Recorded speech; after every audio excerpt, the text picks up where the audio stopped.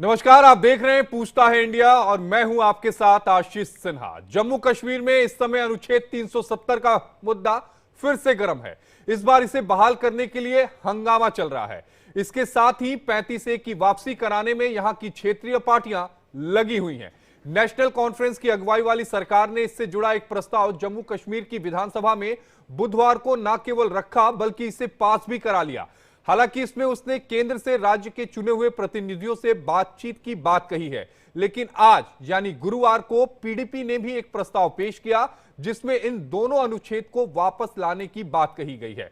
BJP in प्रस्तावों का विरोध कर रही है, साथ ही इस मसले पर वो भ्रमित करने का आरोप पार्टियों पर लगा रही है। अनुच्छेद 370 की वापसी को मुद्दा बनाकर नेशनल कॉन्फ्रेंस चुनाव में सबसे बड़ी पार्टी बन गई। अगर यह कहा जाए तो शायद गलत नहीं होगा। जम्मू कश्मीर के लिए एक भावनात्मक मुद्दा है, फिर जिस पर नेशनल कॉन्फ्रेंस को इससे ज्यादा फायदा हुआ। उसने बाकी पार्टियों को इस खुले मुद्दे पर खुलकर स्टैंड लेने को मजबूर कर दिया, चाहे वो विधानसभा के भीतर हो या फिर बाहर। अब आलम यह है कि जम्मू कश्मीर विधानसभा का जो सत्र 5 दिन के लिए होना है वो हंगामे के दौर से गुजर रहा है। विधानसभा में प्रस्ताव भर पास कर देने से अनुच्छेद 370 और 35A की वापसी आसान हो जाएगी या सफर और लंबा हो जाएगा, इस पर चर्चा करेंगे अपने तमाम मेहमानों के साथ। लेकिन उससे पहले आपको एक रिपोर्ट दिखाते हैं कि आखिर, और इसी के साथ कुछ सवाल है जिन पर हम चर्चा करेंगे। पहला सवाल, विधानसभा में अनुच्छेद 370 पर जो प्रस्ताव लाया गया, क्या यह एक सियासी दांव है? यह जानते हुए कि बिना केंद्र की मंजूरी के संभव नहीं है। विशेषाधिकार बहाली की दौड़ में दलों में क्रेडिट लेने की क्या होड़ मच गई है? पहले पीडीपी, एनसी, फिर पीडीपी। तीसरा सवाल, अनुच्छेद 370 की गेंद केंद्र के पास है और सूबे में क्या जनता जो है वो गुमराह हो चुकी है? आपको एक रिपोर्ट दिखाते हैं, उसके बाद डिबेट की शुरुआत करते हैं।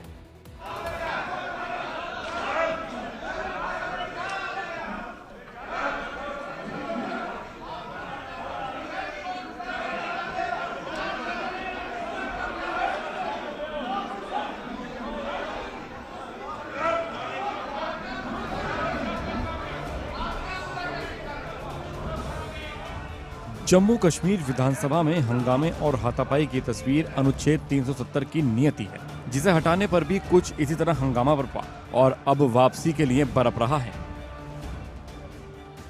दरअसल चुनाव में अनुच्छेद 370 की वापसी का वादा कर सत्ता में आए नेशनल कॉन्फ्रेंस ने इसे लेकर कल यानी 6 नवंबर को एक प्रस्ताव पारित किया, जिसमें अनुच्छेद 370 की वापसी के मसले पर केंद्र से चुने हुए प्रतिनिधियों से बातचीत करने की अपील की है। हालांकि इस पर बीजेपी ने तभी विरोध जता दिया। प्रोटेस्ट करना राइट है, पोस्टर दिखाना राइट है, असेंबली के बाहर प्रोटेस्ट करना, प्रोटेस्ट पे बैठ जाना, धरना देना अच्छी बात है, क्योंकि वो एक डेमोक्रेटिक प्रोसेस है। असेंबली के अंदर जिस वक्त कोई प्रोटेस्ट करता है तो उसके भी कुछ नियम हैं। अगर आप डेस्क के ऊपर चढ़ जाते हैं या वेल में जाते हैं तो वो भी प्रोटेस्ट ही होता है, लेकिन अगर आप डेस्क के ऊपर चल के एक दूसरे को हाथापाई की तरफ जाएंगे तो ये किसी एमएलए का काम नहीं है। वहीं गुरुवार को पीडीपी की तरफ से अनुच्छेद 370 और अनुच्छेद 35A को बहाल करने को लेकर एक प्रस्ताव पारित किया गया, जब बारामूला सांसद इंजीनियर राशिद शेख विधानसभा में दाखिल हुए और सीधे वेल में पहुंचकर पोस्टर लहराने लगे। इस दौरान बीजेपी के नेता विपक्ष सुनील शर्मा बोल रहे थे। इसके बाद पक्ष और विपक्ष के नेता आपस में भिड़ गए। इस मुद्दे पर पीडीपी के विधायक वाहिद पारा ने भी कहा कि हमने आज विधानसभा में 370 को लेकर प्रस्ताव रखा है। हमारी कोशिश है कि आर्टिकल 370 और 35A को जल्द से जल्द बहाल किया जाए। इन्हें इनके मौजूदा स्वरूपों में बहाल किया जाना चाहिए। हालांकि मुख्यमंत्री उमर अब्दुल्ला ने प्रस्ताव को खारिज कर दिया। मुख्यमंत्री समझते हैं कि एक रेजोल्यूशन नहीं, 2 रेजोल्यूशन नहीं, 100 ऐसे रेजोल्यूशन आएंगे, और मेरा मानना है कि वो समझते हैं, वो जानते हैं, वो सिर्फ लोगों को बरगलाने के लिए, लोगों का ध्यान डाइवर्ट करने के लिए उन्होंने ये पैंतरा खेला है। जनता उनको माफ नहीं करेगी। जम्मू कश्मीर की विधानसभा का धारा 370 से कोई लेना देना नहीं है। जिस प्रकार चोरी छिपे धारा 370 के प्रस्ताव को जम्मू कश्मीर की नेशनल कॉन्फ्रेंस और कांग्रेस की सरकार ने विधानसभा के अंदर लाया है वो गैर कानूनी है, असंवैधानिक है। बीजेपी स्पीकर अब्दुल रहीम राथर पर नेशनल कॉन्फ्रेंस की तरफदारी करने का आरोप लगा रहा है। स्पीकर ने भी बीजेपी पर पलटवार करते हुए घमंडी बताते हुए राष्ट्रीय चिन्ह के अपमान और हंगामे का आरोप लगाया है।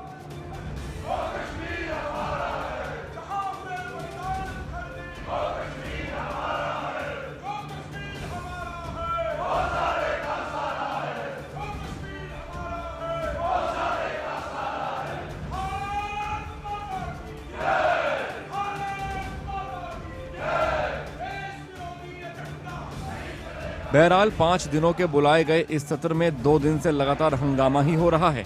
अनुच्छेद 370 की बहाली को लेकर क्रेडिट लेने की होड़ मची हुई है।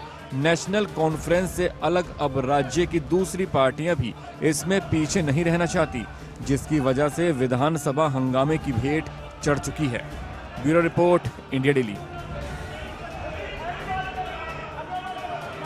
और इसी मुद्दे पर बहस की शुरुआत करते हैं। हमारे साथ 4 खास मेहमान इस समय जुड़े हुए हैं। अमित जी हैं, प्रवक्ता हैं बीजेपी के।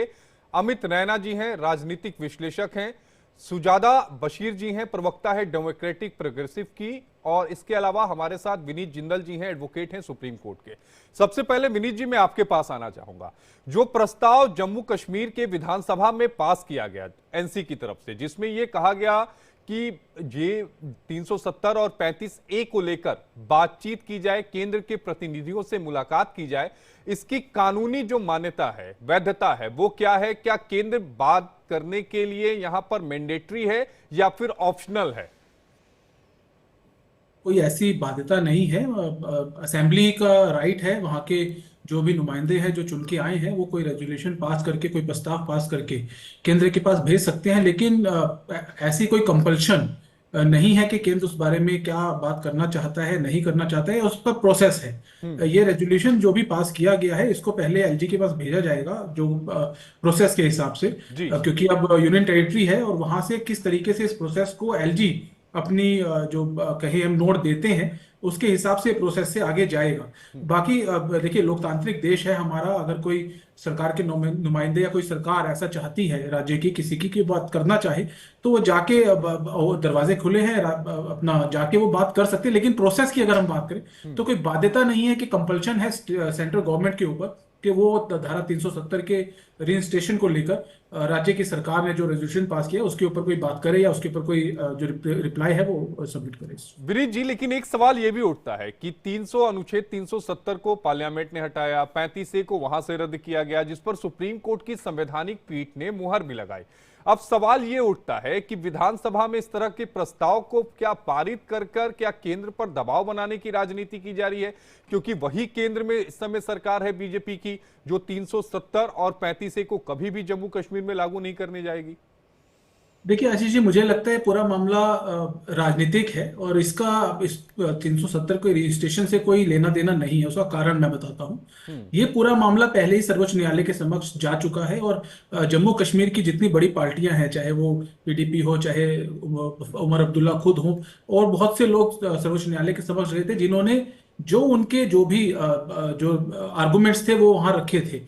अगर कोई भी कॉन्स्टिट्यूशनल कोई लैक्यूना होता तो सर्वोच्च न्यायालय उसको पहले ही रद्द कर देता, वो वहां नहीं हुआ। सेंट्रल गवर्नमेंट की अगर हम बात करें, सेंट्रल गवर्नमेंट में जो ध्येय था, जो उनका इंटेंट था 370 हटाने को लेकर, उस तरह उससे कितना फायदा जम्मू कश्मीर के लोगों को हुआ है ये पता चलता है कि आज की तारीख में भारतीय जनता पार्टी जो कि केंद्र में है उसके पास 28 सीटें, जो कि जम्मू कश्मीर जैसे राज्य में जहां पे बीजेपी को कभी बहुत ज्यादा सीटें मिली नहीं, वहां पे किस तरह से सपोर्ट मिला है उससे दिखता है। तो जनता, और 26% वोट जो मैंने देखा, 26% के आसपास सबसे ज्यादा वोट भारतीय जनता पार्टी को मिला है। तो राज्य के जनता और जो कॉन्स्टिट्यूशनल जो प्रोसेस है उसकी अगर हम बात करें, दोनों तरीकों से जो इंटेंट है इन लोगों का वो पूरी तरह से नकारा जा चुका है। लेकिन अपनी राजनीतिक महत्वाकांक्षाएं हैं, अपनी राजनीतिक कहें बाध्यता है, जैसा कि उन्होंने अपने मैनिफेस्टो में भी कहा यहाँ पे एनसी ने, या फिर घाटी में अपने आप को बनाए रखने की कवायद है, क्योंकि अगर ये मुद्दा जिंदा रहेगा तभी तो घाटी से वोट मिलेंगी और सीटें मिलेंगी।